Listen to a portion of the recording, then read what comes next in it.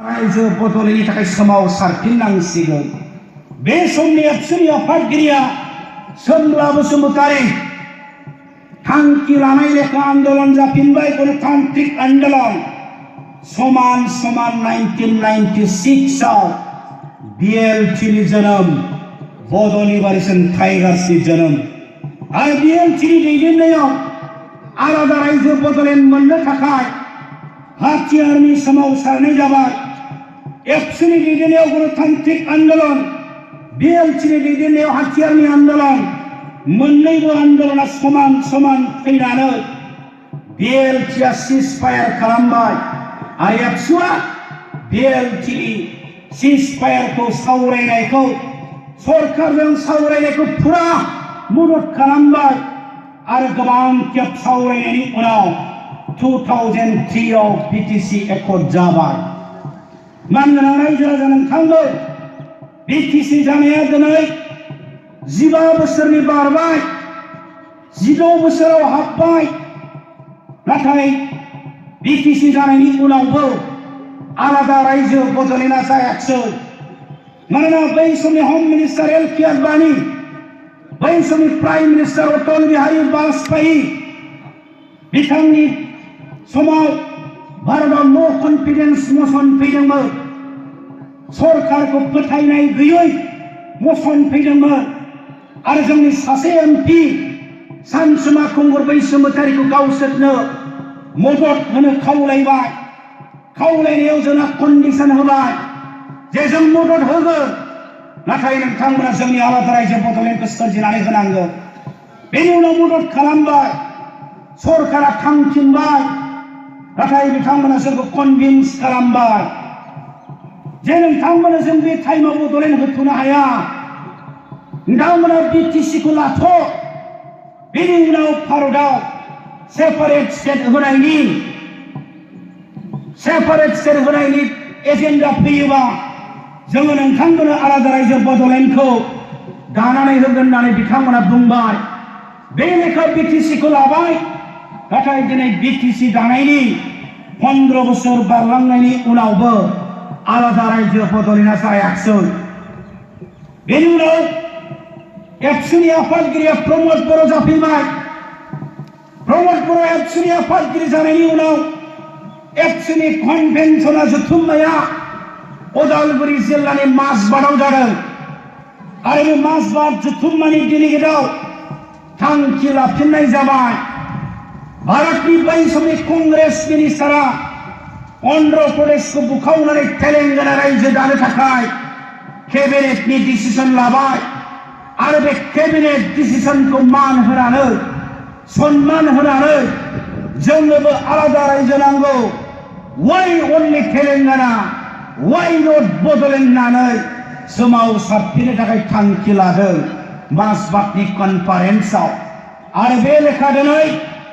एबसुनि आफादगिरि प्रमद बर'नि दैदेननाय NDP progressive people's joint action committee for Bodoland movement, बे सोमावसारग्रा आफाद UPPL राजखान्थि हान्जा, बे मोनब्रै सोमावसारग्रा आफादनि दैदेननायाव आलादा रायजो बड'लेण्डनि सोमावसारनाया 10 बोसोर बारलांबाय, 10 बोसोर बारलांबाय। NDPजोंबो सावरायदों, सोमावसारग्रा हान्जाजोंबो सावरायदों, दिनैबो सोमावसारनाया जागासिनो, दिनैबो गेजेर गेजेर सावरायनाया जागासिनो। नाथाय आलादा रायजो बड'लेण्डआ दिनैसिमबो जाफुंसाराखै। मानगोनां रायजो राजा नोंथांमोन, 2 तारिख मार्च 2 मार्च दिनैनि दिन मानो बड'फाया बड'लेण्ड बियामोन, मानो बर'फ्रा बड'लेण्ड बियामोन, मानो आन्दोलन खालामामोन? BTCनिफ्राय जागायजेनोबा बर'फोरनि आलादा रायजो बिनाय आन्दोलना 50 बोसोरनि बारबाय। दिनैबो 50 बोसोरनि उनावबो बड'फानि आन्दोलना 32 बोसोर जानायनि उनावबो आरो आथिखालनि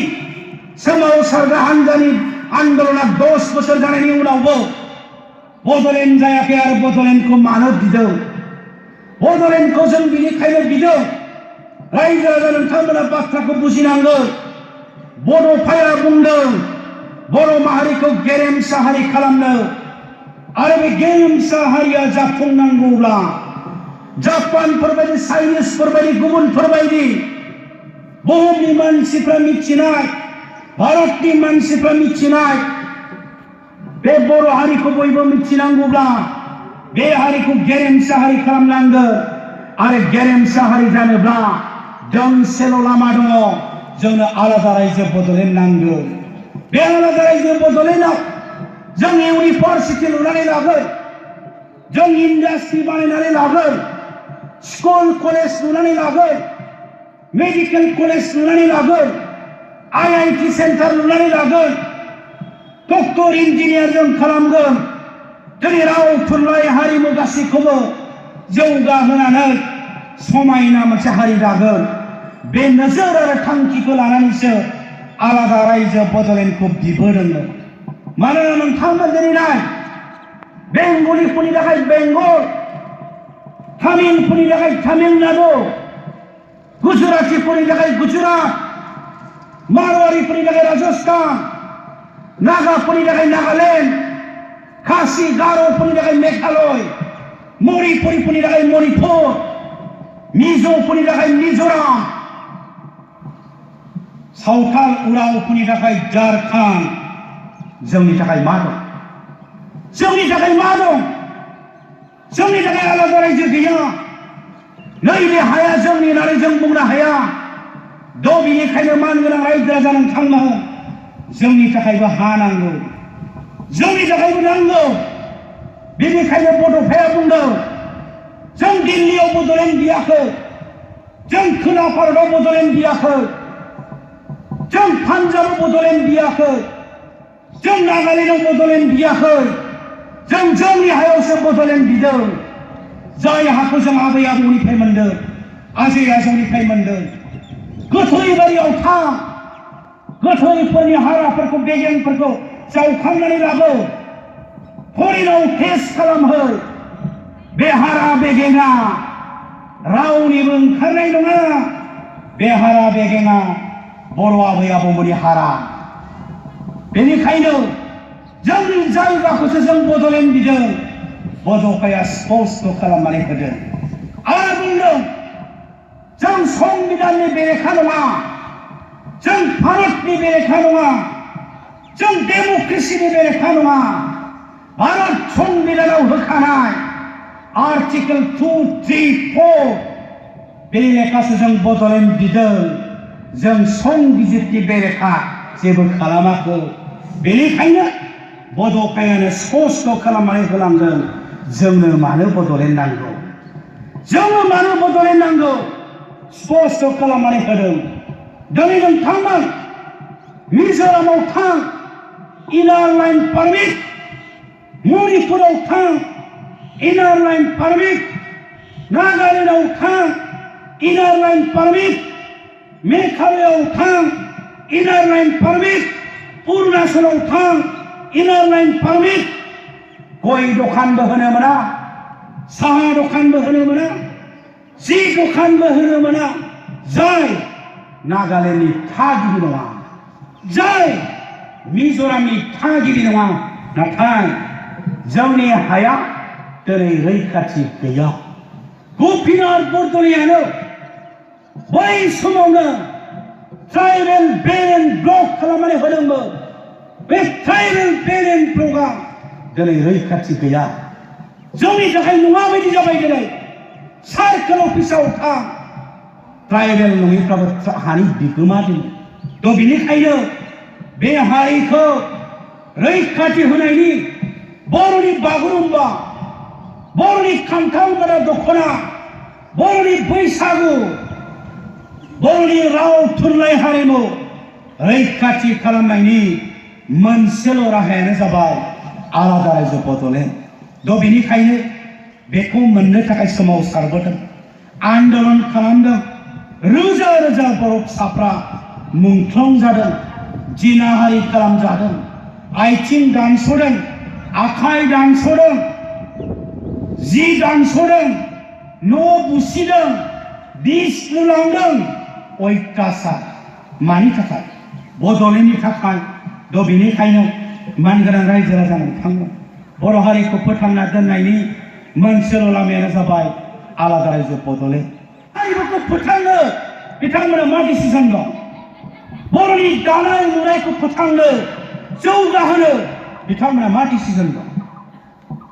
ट्राइबेल बेलेन्स ब्लकफोरनि रैखाथि होआ बरंस बेखौ धंस खालामजोब्बाय फरेस्ट डिलार्स एक्ट बे लेखा रिजार्भआव ट्राइबेल मानसिफ्रा हा पाट्टा मोननांगौ दिनै मानो होआ लखिमपुराव इलेक्सनसो खालामदों दिनै जोंनो हा पाट्टा होआ बे जाबाय गासिबो आसाम खुंथायनि आसाम सरकारनि बर'फोरखौ धंस खालामनानै षड़यन्त्र 1987 नि दिनैनि दिनाव आलादा रायजो बदलायनो थाखाय सोमावसारनायखौ फोसावजेननाय जादों मानगोनां रायजो राजानि थांना आरो बेनिखायनो दिनै दुलाराय बर' फरायसा आफादा NDB progressive joint action committee for Bodoland movement UPPL ज' लोगो नांनानै बे थांखिखौ जाफुंहोनो थाखाय दिनै सोमावसारगासिनो दं आरोबाव जोङो षड़यन्त्रबाव आरोबाव जोङो फोजोबनायनि षड़यन्त्रबाव जौगाखानाय एडभान्स आसामनि 6टा जनगोष्ठीखौ ट्राइबेल खालामनानै जों थाखानाय ट्राइबेल मानसिफोरखौ धंस खालामनो बिथांमोना षड़यन्त्र लादों बे एडभान्स हारिनि जों सुथुर नङा जों आदिबासिनि सुथुर नङा आहमा जोंनि सुथुर नङा राजबंशिया जोंनि सुथुर नङा नोंथांमोन जों ट्राइबेलखौ गिनानै लायाखै जोंनि आखल आखु आसार खान्थिखौ नुनानै हाग्रानि जिब जुनार रायजो बदलेण्ड मोननो थाखाय दुलाराय बर'फोरनि गेजेराव मोनथाम रोखोमनि सोमावसारनाय जाबाय थादों मोनसे सोमावसारनाया जाबाय हाथियारनि सोमावसारनाय 2 नम्बरनि सोमावसारनाया जाबाय गणतन्त्रनि सोमावसारनाय 3 नम्बरनि सोमावसारनाया जाबाय राजखान्थिनि सोमावसारनाय 1 नम्बरनि सोमावसारनायखौ दोनथ'दों सासपेन्ड खालामदों बियो सिजफायाराव दङ हाथियारनि सोमावसारनाया बेखौ दोनथ'दों दा सावरायदों गोजोननि सावरायनायाव दंथ'यो दा मोननै रोखोमनि सोमावसारनाय जागासिनो दङ मोनसेया जाबाय गणतन्त्रनि आन्दोलन मोनसेया जाबाय राजनीतिकनि आन्दोलन गणतन्त्रनि आन्दोलना दिल्लीयाव धरना हैबाय रेलि खालामहैबाय राजा लामा होबथाबाय रेल लाइन होबथाबाय आसाम बन्द होबाय सुबुं गुमा फालिबाय उखैहाब सोमावसारबाय जिल्लाफोरखौ धरना होबाय गोबां रोखोमनि आन्दोलन खालामबाय बियो जाबाय जोंनि गणतन्त्रनि आन्दोलन आरो बे गणतन्त्रनि आन्दोलननि गेजेरजोंनो रायजो राजाफोरनि आन्दोलननि गेजेरजोंनो BSC मोनबाय BTC मोनबाय PTCनि आन्दोलना जाबोबाय ABSUनि आन्दोलना जाबोबाय PLTनि आन्दोलना जाबोबाय NDPनि आन्दोलना जाबोबाय BTC मोनफैबाय दिनै जुदि बड'लेण्ड मोननांगौबा बे रायजो राजाफ्रा BSC मोननायनि आगोलनि बायदि BTC मोननायनि आगोलनि बायदि लोब लोब लाख लाख बर' फिसाफ्रा सोमावसारनायाव बाहागो लानांगोन बे जाबाय जोंनि गणतान्त्रिक आन्दोलन गणतान्त्रिक आन्दोलना रायजो राजाफोरनिसो आन्दोलन प्रमद बरुवा जोंनि लिडारसो गोविन्द बसुमतारिया जोंनि लिडारसो जॉइंट एक्शननिया जोंनि लिडारसो UPPL नि लिडारफोरा जोंनि लिडारसो बे आन्दोलना रायजो राजाफोरनि आन्दोलन दा बेनिखायनो बे आन्दोलना गणतान्त्रिक आन्दोलन आरो नोंथांमोननि आन्दोलननि गेजेरजों BSC BTC मोननाय बायदि जों 3थि खेबनि थाखाय बड'लेण्ड लाबोगोन 3थि सोमावसारनाया जाबाय राजखान्थिनि आन्दोलन गोदो BSC मोननायनि आगोल बर'फोरनि गेजेराव राजखान्थि हान्जा गैयामोन बड'लेण्ड मोननांगौनि थाखायनो ABSUआ राजखान्थि हान्जा नङाबाबो BPSCआ राजखान्थि हान्जा नङाबाबो बड'लेण्ड बिग्रा MP नांगौ होननानै बड'लेण्ड बिग्रा MLA नांगौ होननानै थोंजोङैनो ABSU BPSCआ इलेक्सनाव बाहागो लाबोदों राजनीतिकआव बाहागो लाबोदों 1991 आव सानसुमा खुंगुर बैसुमतियारिया ABSUनि आफादगिरि थानाय समाव आरो बे इलेक्सनाव बाहागो लानानै क'क्राझार लकसभा समस्तियाव सासे MP देरहाहोदों आरो 9 जन MLA देरहादों 9 जन MLA आ दिसपुराव बाथ्रा बुंहैदों आरो सासे MPआ दिल्लीयाव पार्लियामेन्टआव बाथ्रा बुंहैदों बेनि उनावसो 1993 आव BSc मोनदों बेनि उनाव BSc आ बर'फोरनि गांनाय उखैनायखौ सुफुंनो हाया होननानै फिन आन्दलन जादों आरो 2001 मायथाइयावबो बे समावबो बर'फोरनि गेजेराव राजखान्थि हान्जा गैया बेखायनो बड'लेण्ड मोननांगौनि थाखाय ABSU BPSC आ थोंजोङैनो इलेक्सनाव बाहागो लादों बड'लेण्ड बिग्रा MP नांगौ होननानै बड'लेण्ड बिग्रा MLA नांगौ होननानै थोंजोङैनो बाहागो लानानै 2001 मायथाइयाव 2001 सनाव सासे MP 10 जन MLA देरहादों आरो बिनि उनाव रायजो सभायाव सासे MP देरहाहोबावदों बिनि उनावसो 2003 सनाव BTC मोनदों बेनिखायनो मानगोनां रायजो राजा नोंथांमोन दिनै स्पष्ट खालामनानै होलांनो नागिरदों आथिखालनि बड'लेण्ड सोमावसारनायखौ दैदेनबाय थानाय सोमावसारग्रा हान्जा ABSU NDB joint action committee for Bodoland movement आरो UPPL आ थांखि लाबाय आलादा रायजो बड'लेण्ड मोननांगौनि थाखाय आरो बर'फोरनि राजखान्थियारि जेंनाखौ सुस्रांनांगौनि थाखाय फैगौ लकसभा बिसायख'थियाव ABSU आ राजखान्थि हान्जा नङाब्लाबो NDP आ राजखान्थि हान्जा नङाब्लाबो जयेन्ट एक्शन कमिटिया राजखान्थि हान्जा नङाब्लाबो UPPL नि केन्डिडेटखौ उदाङै मदद होलांनाय जागोन होननानै थांखि लानाय जाबाय रायजो राजा नोंथांमोन बेनिखायनो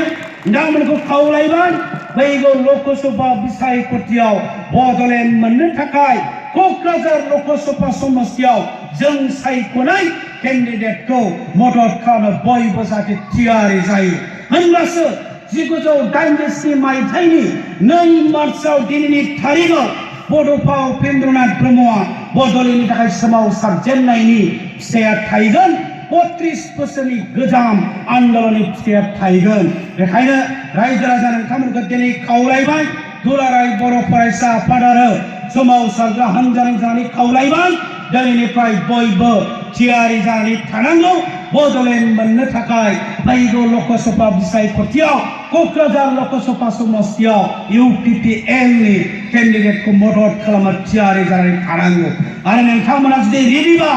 बड'लेण्डनि सार्थआव रेडिबा खेबसे आखाइ खबनांगौ आं नोंथांमोनखौ खावलायदों बयखौबो खावलायदों